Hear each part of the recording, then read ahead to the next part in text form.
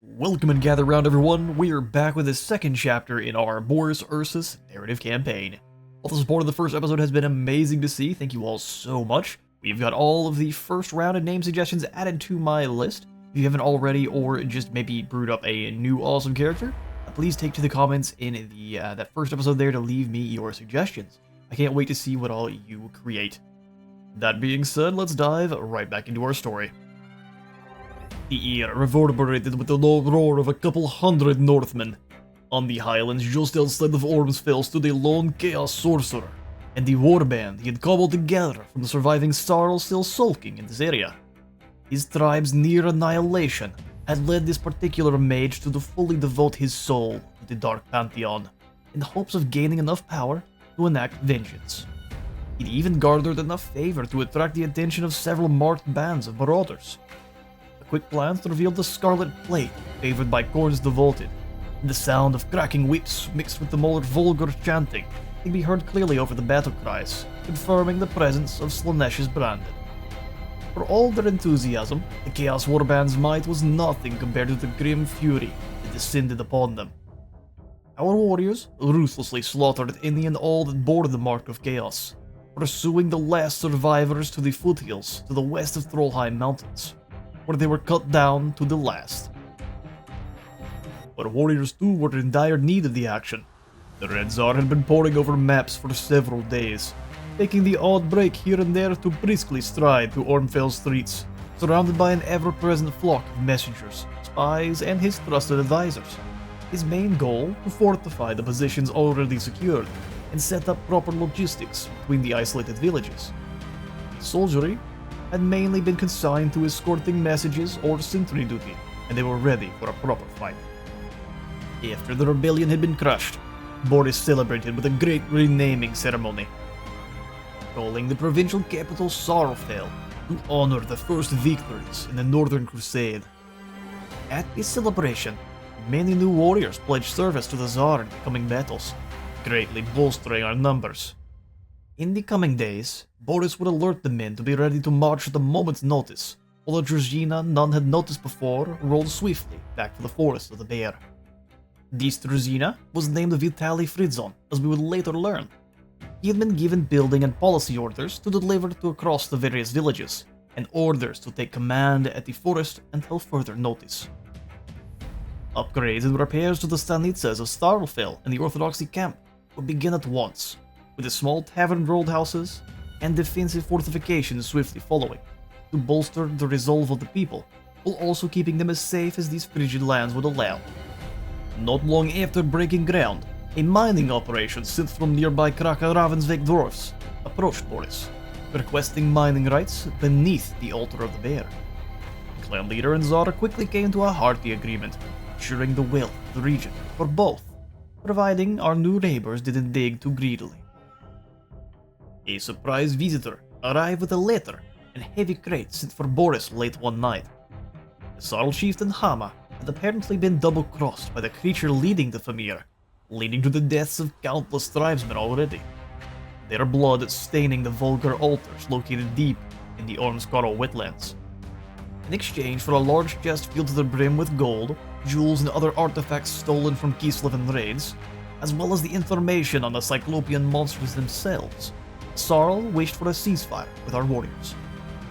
While a trap of some kind was indeed suspected, Boris accepted these tributes, and sent a messenger on his way with a warning. If any Sarl was found within our borders after this day, then there would be no Sarl by next winter. Truth be told, the tribesmen didn't have the most reliable information on the bog demons, but we now had a rough idea of their numbers and that they had converted the stanitsa of Ormskaro into a kind of hovel to house more Fim warriors and summon demons to bolster their ranks. These Fimir were unlike any Boris had dealt with in the past. A fanaticism born from worship organized their ranks and empowered their warriors. The hag witches of Kislev usually took it upon themselves to obliterate any nest of Fimir that might crop up, as raids on innocent villages always follow a bog sighting. This one had apparently missed their attention, and Boris would soon fix that. As the troops were being gathered to launch an assault on Ormskaro itself, Kossar's scouts burst into the war tent with an urgent message that the Fimir war host had been spotted moving slowly through the forests to the east of Sarfell. We would clash weapons with the bog beasts sooner than anticipated, for any trespass on the motherland would soon be met with steel and claw. New orders were given, and we were swiftly on the creature's trail. Alright, stalwart daughters and sons of Kislev, we are here for the pre-battle screen, because I figured you all might want to see what the Tendrils of Doom were packing here for this battle, besides just on the actual cinematic battle itself. So Kroll is the big bog octopus god that we are dealing with here, eldritch monstrosity leading the Tendrils of Doom. It's actually a demon prince, I guess. Mother of the bog octopus is worshipped by all Fimir. Doesn't have the scariest stats though. If you kind of give it a look here, it has Spirit Leech, which is always not fun. 20 bonus V infantry. So if it's splashing around in our warriors here, we're gonna have a bad time. But Boris is a monster and should be able to slice all these tentacles right off this octopus, no problem. Plus, with all this gold, man, Kislev's coffers are gonna be filled, no problem. We have a little Boglar Shaman to deal with, which doesn't have any spells whatsoever, but will be... Oh no, it has Sneaky Stabbing. Little wall magic. Got a bunch of Boglars, which are fairly meh. But have 3 bonus V infantry with that little, I guess, rusty poison spear. We've got some Shurls, which I guess are the slave cast of the Fimir. They have not great stats and are expendable. But they have the From the Mist passive, so they have a bit of missile resist, as long as they have higher than 50% of their leadership, which will make them a little bit more tanky against our Kislevite arrows. We're also dealing with some Shurl scouts, which have javelins, and 15 bonus V infantry. Good grief. We'll keep our bears away from them. We have a Nuclevies, Blade Amalgams of Man and Horse. Ooh, magical attacks and fire and armor piercing. These guys should be a problem. 20% resistance, but almost no armor means just focus firing them with arrows should get rid of them pretty quickly. We've also got a Bogtopus Dio to deal with. Once caught by a Bog Octopus's tentacle, it's very hard for all but the strongest creatures to escape. And then we've got some Fianna Fem. So elite Fem warriors. Interesting.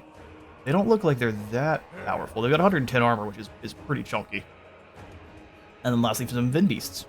Magical constructs made up of mud and muck and all sorts of other swampy material. They have the construct ability, of course, and then are magically dependent. So as soon as you run out of winds of magic, these guys are just going to start crumbling away, which is all sorts of bad. They do regenerate, though, so we'll see if that's enough. Auto-Resolve here thinks we are going to absolutely destroy the Bog Octopus, so let's see if the Red Tsar here can perform. And today our sturdy Kislevites stand against a demon prince of the Fimir, Kroll. And if you ever wondered what the Fimir would worship as a demon prince, or what you would turn into if you were a Fimir, unfortunately you just turn into a big Bogtopus, which carries around a couple of... I mean, it's a really, really cool looking model. Props to the modders for the creation here. We've got some crowns wrapped around. We've got kind of a waystone, and it obviously has kind of some corrupted magic because it's no longer flowing blue in this arm here. So he's probably using this to kind of taint and actually bring forth actual swamplands from areas that it normally wouldn't be. Covered in spears and swords. He's been in many battles, Kroll. Let's see if we can make this one his last. Things do happen quite quickly here, so we'll move around to see the different units. These are going to be the elite Fimir warriors. Almost just look like a pillar ripped out of the side of like a dark church in either hand, ready to deliver some bonk. We've got some Boglars, which I think look incredible. Look at these little guys. Old purple Noblars with some harpoons, with a couple of kind of gnarly looking underwater spears. They're fantastic looking. We have your normal kind of churl, your Fem slaves, kind of the lowest caste in their society. They've got a lot of these guys here. We'll see just how effective they are here today. You've got one Boglar sorcerer, which again I think look incredible. Look at this little fella. He's got like a glowy, little luminescent mushroom and like a femur in this hand, and like a shiitake for a shield. He's it's an incredible. He looks almost like a little battle smurf. Yeah, we'll see how useful he is. He has a couple of little wah spells. Some more of the. I think these are the Shurl skirmishers. They actually are very strong against large targets. Similar to the Norskins, they're a little bit more surprising when your large targets start getting hit. You got your fin beasts, which are just kind of magically animated bits and bumps from the bogs themselves. So when the winds of magic go away, these guys just kind of melt into nothing, which I think we talked about on the pre-battle screen. And then the bog octopus, Kroll's smaller version, which I don't believe are demonic. No, but they are still quite nasty. Kroll is demonic, so will fizzle away once they get a little bit closer, or once the leadership starts to drop. Let's go back into slow-mo real quick. We've got Boris off on one side with his bear cav. The idea for them is just to completely blitz this bog octopus, and then move through into the fin beasts, or the Knucklevies is what we're going to go for first. The Knucklevies is the really cool looking unit here. Look at these things. This is pure nightmare. Like a corpse melded to the back of a flesh horse. Yes, we need these in base game. This is incredible looking. Knucklevies, these are Boris's main target because they are devastatingly powerful. Almost full armor piercing damage, and look at these blades too. It's like skulls and spines melted in. Yes. Goodest of evil. We need to get ourselves a Fimir campaign going just on normal. Either way, that's going to be Boris, and his bear cavalry's main target is dealing with those Knucklevies first. Meanwhile, the rest of our crew is in a kind of checkerboard. Got two Kossars behind the main squad of armored lads, Axes of Ursun and the Axes of Ehrengrad taking the fore, where the bog octopus is kind of slowly moving towards us. They're quite tired. They've been caught out in March, trespassing in the motherland. Turns out to be lethal.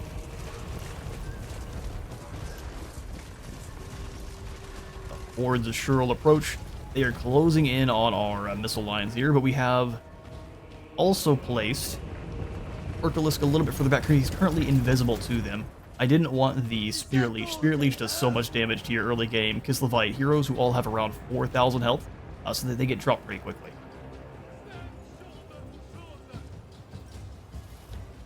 Warriors have been advanced just a little bit, since they don't have that much in terms of missile. We want them to be the ones taking the brunt of the charge and not our pistoliers here. They have so many missiles though that there's no way we can stop it. Where's Boris gone? A little ways behind. Because again, I don't want Spirit Leeches hitting our main targets early. That's also why our warriors are forward. So if anyone gets Spirit Leeched, it's going to be the pride and joy of Kislev. Just some normal Kossars, normal warriors.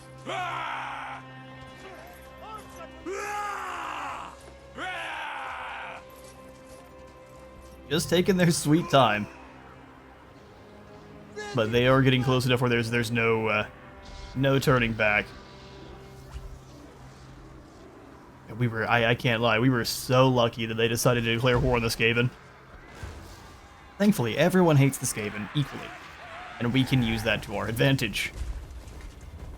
Kroll is activated, leaving a slime trail in its wake. It's a really clever use of the, I think this is the Beast of Nurgle model.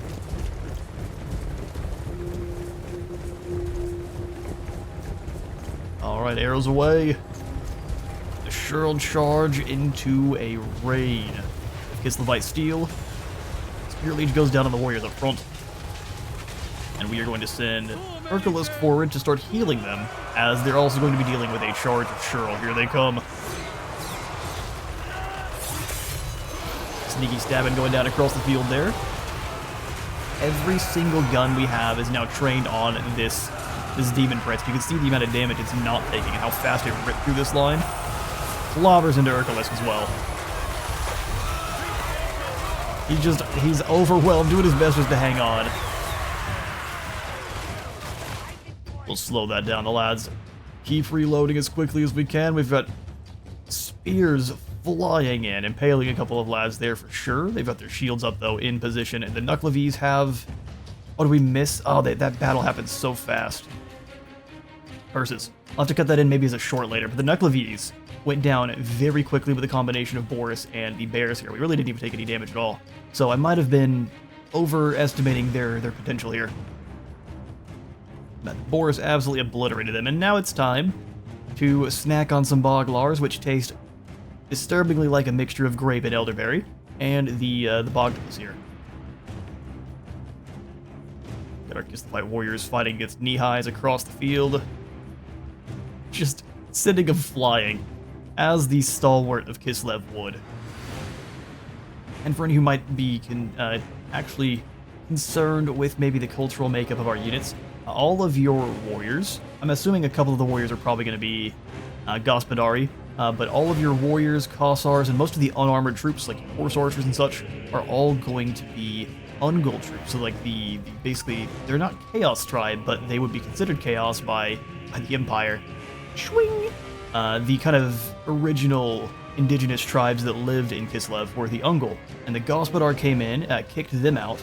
Well, I guess didn't kick them out. Kicked their leaders in the neck, and then basically just took over. So the Gospodars and Ungols live together in Kislev with a little bit of issues. They definitely have a lot of friction. Demon Prince is going away here. Let's take a moment.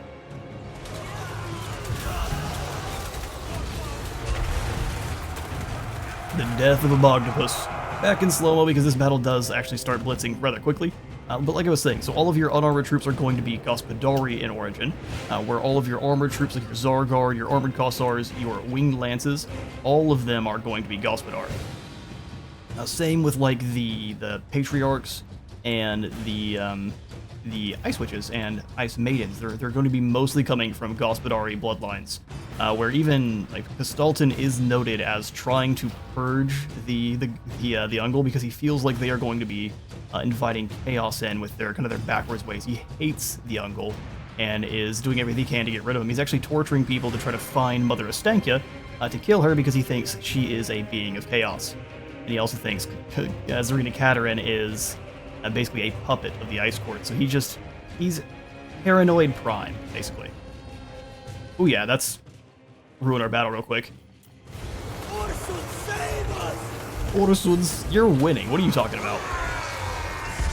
Octopus falls back, and the Kroll are running for the hills. We just got the Fin Beast fighting a couple of our warriors here, and they are now the targets of all of our archers. But arrows don't do a ton of damage to critters made in nothing but of mud and muck from the swamps. They do fall, leaving the blood of several honorable Kislevites in their wake. We have lots of Kroll and Boglars to run down here with the death of their octopus matron.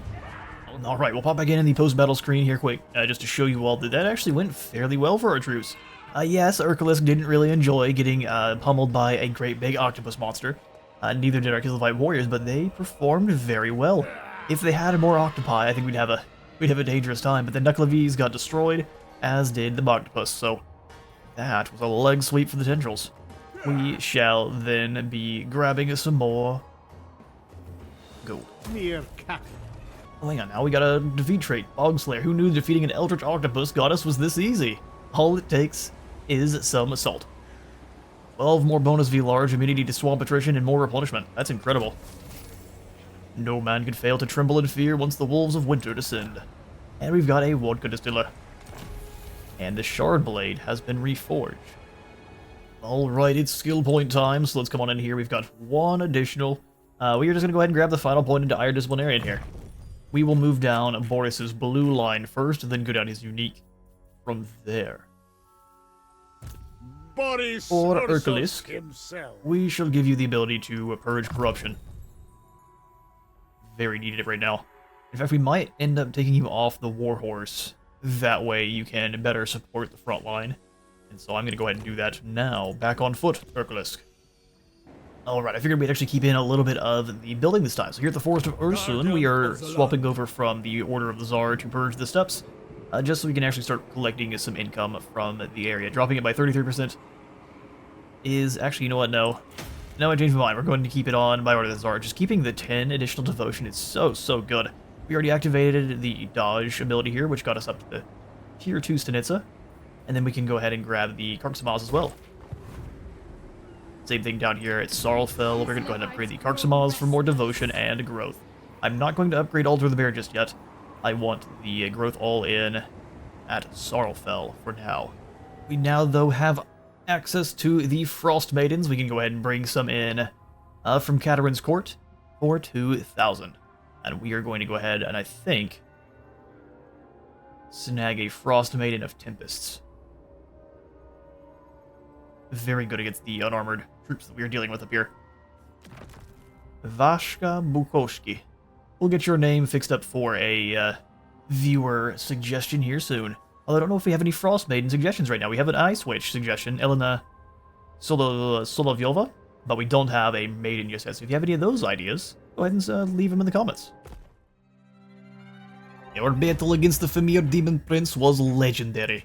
Just wait until the bards and skulls hear of our glorious triumph over the foul mist beasts. We had little time to revel in this victory, however, as Urkalisk swiftly set all fit warriors to gathering the fallen or wounded Fimir for ritual sacrifice.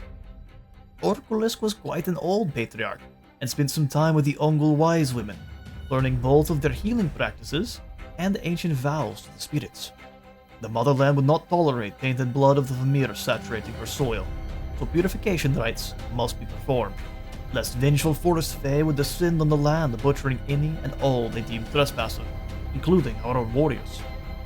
While it did slow our progress in liberating the Bay, none dared risk the ancient widow's wrath, and while the rites were carried out, Boris sent Kosovites ahead to the closest Gospodar and Ungol clans. They traveled with the Tsar's seal and proof of our victory over a demon prince. After a rowdy discussion and embellished recountings of the battle, both Bebchuk and Zaryov clans agreed to support our cause.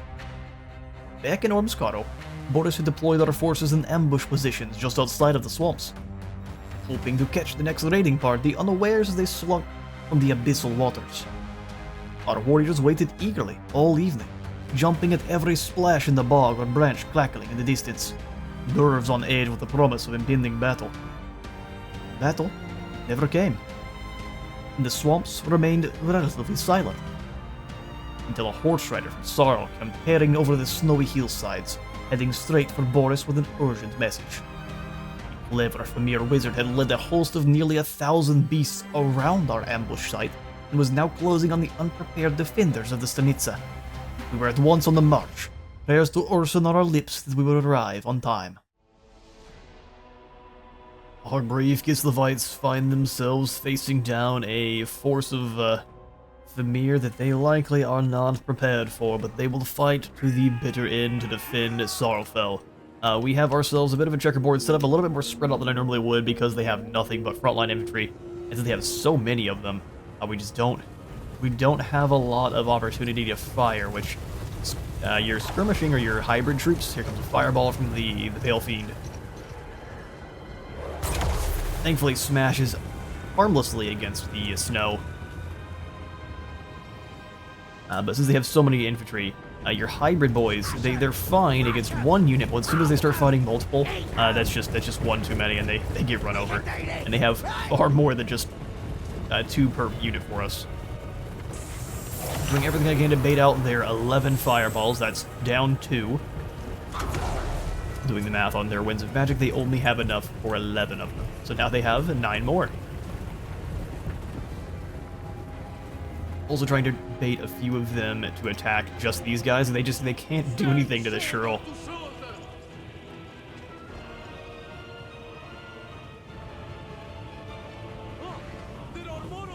And any charge would simply be sacrificial, which we can't have just yet. Arrows are starting to fly, pistols as well. Don't do some bad damage, but Boglars are not really benefiting from any of the from the mist traits, so full damage on the Boggy Boys.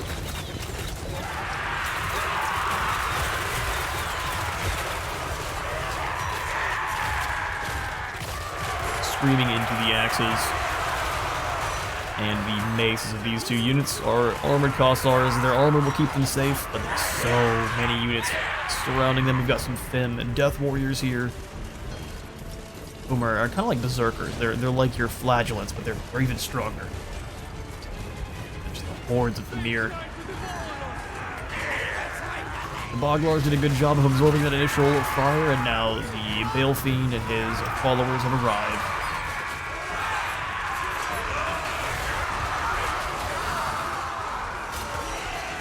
already into our back line, so most of our Kislevite warriors no longer firing.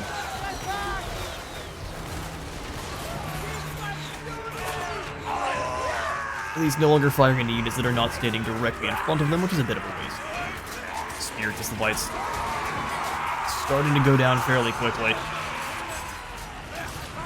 They're struggling pretty aggressively against the Boglars. We've got our skirmishers that snuck round for a kind of an uphill charge.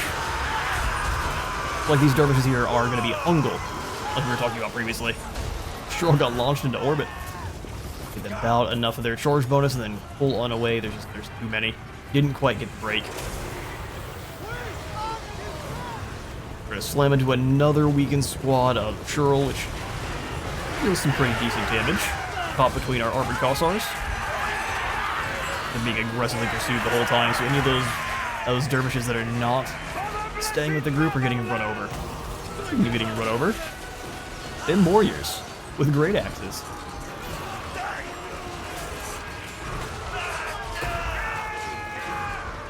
They're very green and very mean. By our blood has started to wear off, and because the whites are running from the hills, there's just too many cyclopean monsters. Hold, brothers, hold! And as kind of expected, our Kosovar, exactly, our armored Kossars holding the longest here. We broke a couple of their lines just with a couple of well-placed dervish charges, but even the light horsemen having a bit of trouble here as a couple of they're starting to dwindle in number. Best thing to do, though, if you want to pull a unit out of combat is to try to get them in charging at someone else. They do get more speed on the charge, so it'll allow them to break from combat a bit easier. Crushing the spines of several of these Boglars. Make our final stand.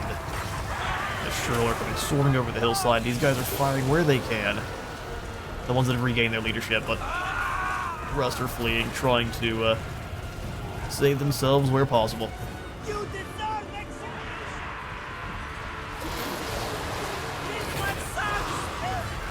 One more charge here into the Fim Death Cult, and then they're surrounded by more Kroll.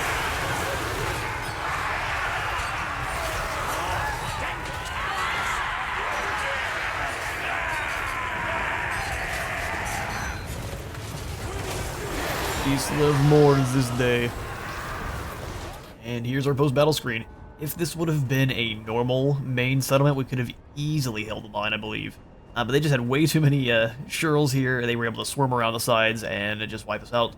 Unfortunate. The Druzhina Vitale stood on the battlements, overlooking the villagers as they bustled about. As the acting ataman in Boris's absence, there was no shortage of decisions to be made, and messages coming in from the Ice Court or Orthodoxy were a near constant. Kostaltin was dealing with a large undead uprising, and requested permission to purge a small Ungul stanitsa he thought was responsible. There were actually quite a few letters from Kostaltin that Boris would not be pleased to see. One, for example, accusing Catherine of attempting to assassinate him. Another, that he was close to locating the Chaos Witch Mother Astankia, despite the heretic Ungul's attempts to conceal her. Vitali chuckled darkly to himself, imagining Boris's response when the Tsar finally read the missives. The Supreme Patriarch might not be as secure as he believes. Catherine's letters, however, were far shorter in length, but somehow contained far more actual information. The Rainy Ice Maiden at the court had been assigned to join her father's forces upon completion of her trials. We would learn more of her schooling as it progressed, but the young Gospodar noblewoman would be training in the School of the Tempest. Additionally, the court would be sending supplies and opening logistics trade lines the moment those areas were made safe enough for civilian travel. Our warriors gave a roar of fury upon questing the final hill that lay between them and Sorrowfell. Broken Kislevite men and women could be seen strewn in awkward positions around the snowy field, in what had clearly been a battlefield only hours prior. The culprits had not gone far. The swamp fiend leading these Fimir had set up a camp in the forest outskirts to heal the wounded and capture as many Kislevite civilians as they could drag back to the bogs. To our people's credit, The damage to the Stanitsa looked minor from the distance we were at, and the faint ring of steel could be heard, hinting at strong resistance pockets still holding out. Boris's legion crashed down the hill, still roaring a battle cry that seemed to only grow in volume with each step. The smaller Fimir forms known as churls could be seen hastily organizing into battle lines. It would not save them from the fury of Kislev. Taste my spear. This Bale Fiend has no idea the vengeance that is about to be descending upon them. For Boris is here, and he's mustered a few of the troops that were surviving from Sarlfell to come and help. So we start this battle off again with a very nice checkerboard. Such tactics. I start initially to bring them back, but realize that since the Fimir aren't moving, we want to actually charge across as quickly as we can to get them bogged down in this choke point here. So that's what we do. Warriors are moving forward. We'll have the bears take up position on either side of the cliffs here. We'll speed things along, and actually I might just... what we'll do is we'll fade in when the battle gets a bit closer. Alright, our reinforcements are nearly here, and we are sending Boris directly in to go bully some Kroll with our newly empowered Shardblade. Shardblade needs to taste some blood of the Dark Ones. Chop. Drop down the Shardblade ability immediately as well, just trying to drag some Mortis Engine effect through. Oh, it took a little bit longer than I thought. Fireball out. Screaming towards our line. As the Light Warriors take a direct hit from the Fireball, Dale's a good bit of damage, but good news is Ursun is here to sing the prayers of Shalya, or Salyak, and get us back up and running.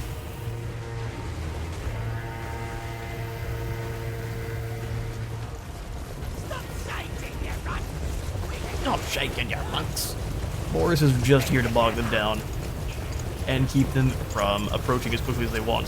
Shardblade really didn't do that much damage, so I'm thinking the Fimir must have some kind of, well,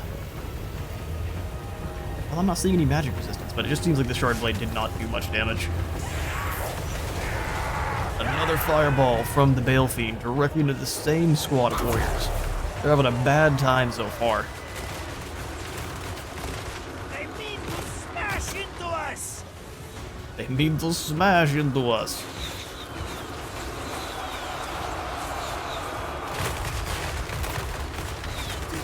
Here they come, lads. They are splitting up their attack, and we'll show you why in just a moment. Then Bale Fiend charges in. Hits him with the tail. Fair strategy. So what we have going on is the whole squad of survivors has come on around this way to both distract and just shoot arrows into the backs of these, because there's not enough of them to do much damage. We've also got some dervishes whom the Boglars have smelled blood, and they're sending 2 units after them, which is really interesting. Our warriors here, again, they're just better than Boglars. The Grape Smurfs are having a bad time against these stalwart farmers of Kislev. Who would have guessed? Arrows come raining in, blinking into the hides of the Fimir warriors. They're against the Fimir slave caste. And now is the time where our bears come charging in, as the majority of the Fim Kroll are already engaged in melee. Boris is now fighting with the Great Axe warriors that did so much damage previously. He's not having the most fun, but he's doing what he can. And Ursun is brawling with the Bale Fiend. It's a witch with one eye and reptile skin. He's gonna have no trouble. Gives him the old onion dome bomb.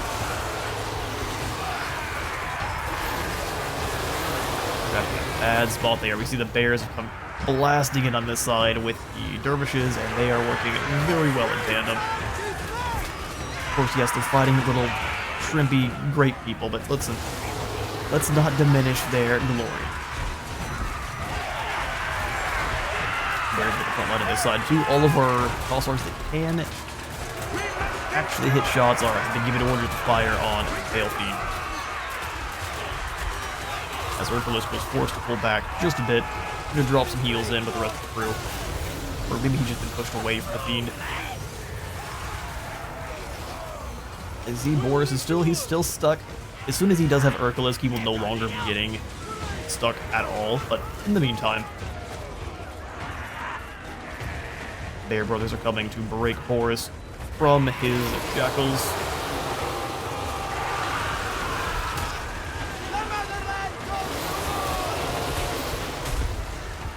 And yeah, another Shrill showing why they have lost the favor of the Dark Gods. Shardblade going down again, this one looks much more effective. Not sure if the first one was just a dud or what happened.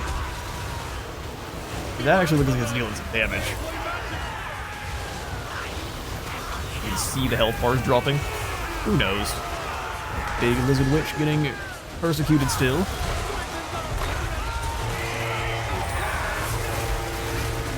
It does still have some jump attacks left in it. But that health pool is dropping rapidly. Bears are rampaging through the back line. His warriors are, or its warriors, are now no longer you can rely upon. They're running through the hills. Back to the swamps. Tail Fiend's trying to flee.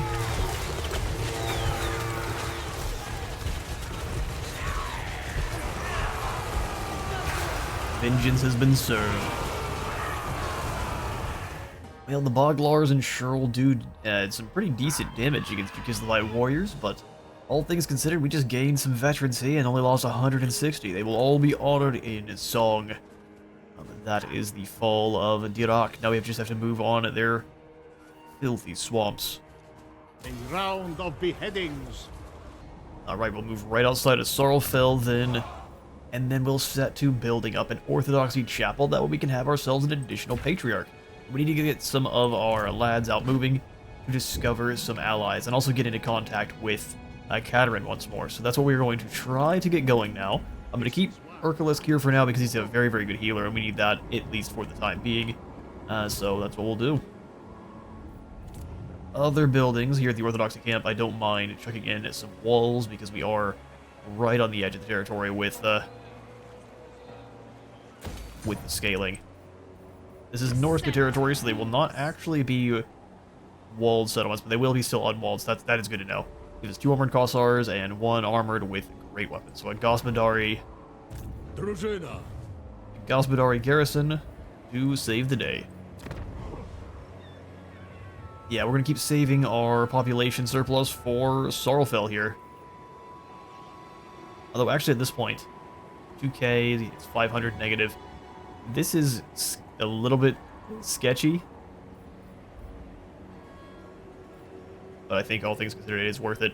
We'll go ahead and upgrade this Stanitsa here. Down to -5, or 500 with only a little bit left in the treasury. A gambit for Ursun. With vengeance enacted, all that remained was the hard work of ritual sacrifice and purification of the land. This time, all men capable began helping clear the battlefield without a single command being given. The brutal task took a full day and night, burying the honored dead and gathering wood for the sacrificial pyres. There's an old Kislevite saying when it comes to bad times, "He's no matter."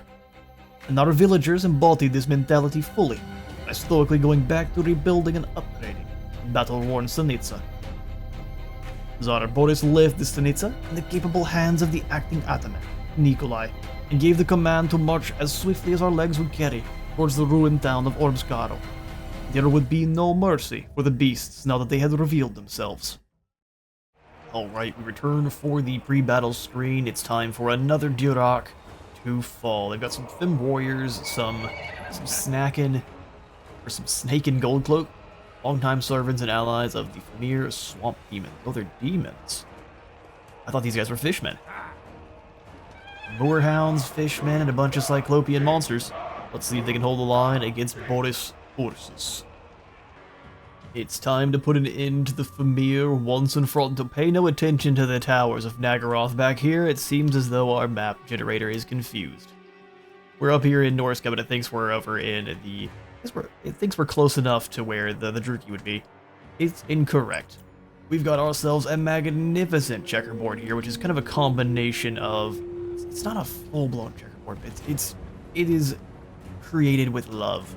However, this ungodly heathens we're facing off against, look at these hounds. They look incredible. So they are actually going to be demons. They've got mushrooms growing out of their heads. Those kind of look like hats initially. Let's slow this down. That's they're moving too quick. Demonic mushroom muckhounds. Look at these things. They are flavorful as all get out. They are demonic, so if we break their leadership, they will fizzle away, same as these Furies here. You're getting to face off against some actual proper demons. Showing that the Fimir used to be the chosen of the Dark Gods. There's actually some rumors that they actually were worshipping the Dark Gods before they even showed up. So I guess there was like whispers beyond the void that were kind of telling them things that were to come. And so the Fimir, I've been saying these things, these are actually called Swamp Fiends, the Lord version of the Bale Fiend. But they've been worshipping the Dark Gods since the very beginning. The Fimir are awful. Actually, when they first started, the Fimir were much more grapey. Now, they're much more kidnap you for sacrifice. It wasn't that way before. So I think the Fimir have gotten kind of a nice change to make things not safe for any time. We've also got these fun anglerfish demons, which are demons. I was hoping they were fishmen, but no, they're demons and shall be banished soon. The Bonk Hammer of Ursun is on its way. Speaking of, Boris and the Bear Riders are screaming across the field to get rid of the aggressive flank taking place by the Demon Hounds here.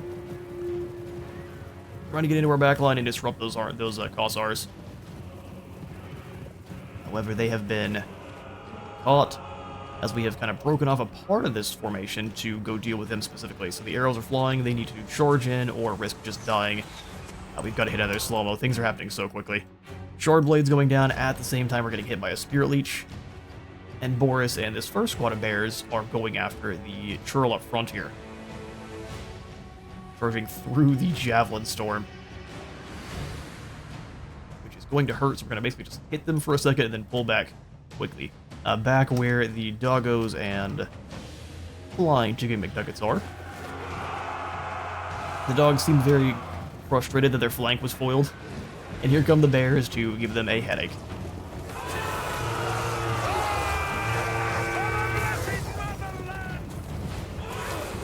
Zargard charge in behind just to finish them off. And then we get a swooping attack from the Furies as they descend on our farmers. We're getting some quick backup by Ursus. Bringing the Holy Bonk. And those Furies, they're not going to last long. They did a little bit of damage, but we've got the Prayer of Shalyak going down. Salyak. I am combining Shalaya and Salyak every single time here. Or Shalaya and Salyak.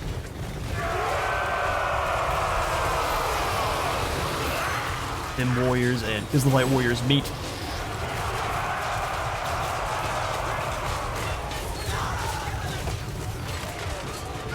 We've already broken one of the flanks. We can send our warriors in to continue to smash through with some bear support. So they're already having a real bad time. Out on the left flank, you've got two Kislevite warriors and a Zargard moving in. With pistols taking shots pretty much wherever they can, and as soon as they turn and run, their backs are exposed, and that's a critical hit, that is. We have the Fimir, yeah, the Fim Swamp Fiend dueling with Boris and having a bad time for it. As Boris actually gets lower in health, he gets stronger and tankier, so enjoy losing. Behind him, we've got an excellent scene of the Demon Anglers charging into a bear squad, which is always a bad time. One final shot brings the Fimir Swamp Fiend down. Demons getting caught by the bears, and then the pole axes and makeshift pole weapons of our warriors, sending them back to whatever unholy realm they come from.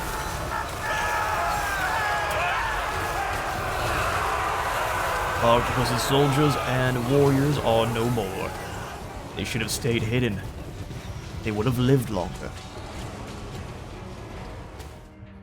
And that's the end for the Tendrils. Golden Sword going to Boris's Revenge, up to rank 7 as well, so they will start benefiting from any of the elite traits.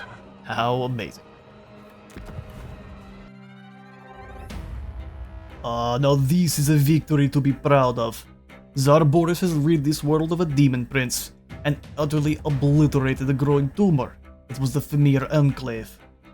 The Bay of Blades stands free now of chaos corruption, the warped landscape already returning to normal form, with farmers sowing new crops in fields not completely destroyed. In time, the Ungl horse lords will bring their herds to graze on these plains, and Kislevite trade ships will launch for Northern, hoping to return laden with treasures and fine goods. Now though, we needed to look to our next quest. The Bebchuk clans lie embroiled in a war of attrition with the Troll King himself, Throg. These monstrous trolls' size and strength belied a warped intelligence that could be seen in the strange way that trolls would exhibit crude tactics under his command, when normally a stampede of acidic vomit and bone-crushing clubs was the go-to tactic. Two other immediate threats lie on our borders, the Scaling Tribe and the Tsar. The former being corn devoted berserkers that reportedly were now involved in a brutal clash with the horde of vengeful risen sea spirits, being driven by a singular necromancer of untold power. We might be wise to let the two evils slaughter one another on the border. The Sarl, however, might be temporarily broken after losing the bay, but reports show they now control the entirety of the Biolands and are recruiting zealously to reclaim the territory. It might be pertinent to trust the Bebchuk clan in their war while we handle purging the Biolands. While resting from Ormskaro's reformation, a surprise delegation from the enigmatic Lizardmen arrived, willing to speak to none except the Tsar. I was lucky enough to have been in the council called by Boris, and we learned that the great hunter of chaos Oxyotl had set up base in the mountain range to our north.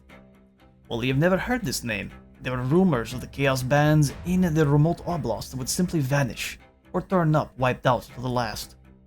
Most still in marching formation, as if they had died of pure fright. We Kislevites know well the motherland is alive in the sense, and she is protective of those who are respectful to the land, but unleashes her wrath on those who would despoil. These tales have been accepted widely as just another instance of Mother Kislev's protection, or the actions of the Baba of the Woods, Mother Astankia. Agreements were made that we would not hinder one another in our crusades, but neither side was willing to commit any more until worth had been proven. Our strange visitors soon left, and the next morning was more than eventful enough to push the meeting from our minds. Catherine had sent an old friend of Boris's, Igor Raskin, to act as a fully appointed ataman and look over the Bay of Blades while our armies moved on.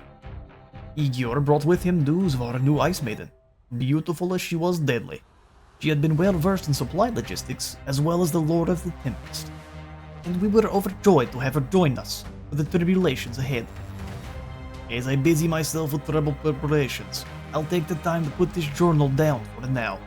There is word we are soon to start on a transport fleet to carry our warriors to the Biolands, and there will be time for writing again soon. Thank you all so much for stopping by the second chapter in our Boris Ursus narrative campaign. Your support has made all the hard work that has gone into this series so far worth it. Again, I'll ask if you have any narrative threads you'd like to add. Take to the comments and see if your idea gets woven into our story.